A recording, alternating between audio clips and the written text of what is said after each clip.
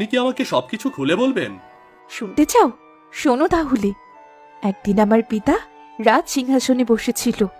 আমি আর আমার আম্মা আমার পিতার পাশে দাঁড়িয়েছিলাম। তখন এক অপরিচিত মহিলা রাজ দরবারে হাজির হয়।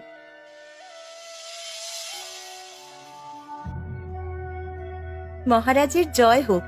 মহারাজ, আমি এক বিপদে পড়ে এখানে এসেছি।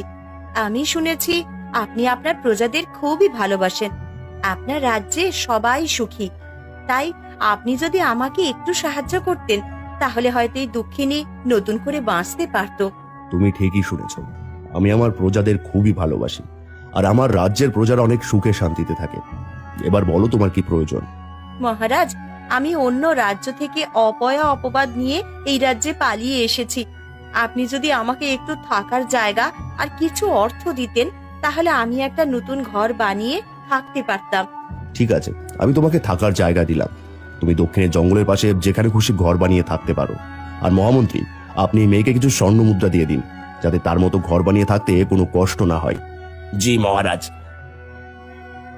এই নাও, এখানে অনেক স্বর্ণ মুদ্রা আছে। এটা দিয়ে তুমি সুখে শান্তিতে থাকতে পারবে। না না, লাগবে না মহামন্ত্রী। লাগবে না? কেন লাগবে না? তুমি তো এইমাত্র সাহায্য চাইলে, আর এখন বলছো লাগবে না? হ্যাঁ মহারাজ, লাগবে না। এতক্ষণ আমি আপনাকে পরীক্ষা করছিলাম। এ কি, তুমি মানুষ নও? না মহারাজ, আমি কোনো মানুষ নই। আমি একজন পরী, আর আমার অর্থের কোনো অভাব নেই। অনেকের মুখে আপনার প্রশংসা শুনে আপনাকে পরীক্ষা করতে এসেছিলাম, আর আপনি সেই পরীক্ষায় পাশ করেছেন। তাই খুশি হয়ে আমি আপনাকে কিছু দিতে চাই। না না, লাগবে না। আমার অর্থের অভাব নেই। আমার যা অর্থ আছে তা দিয়ে আমি সারা রাজ্যের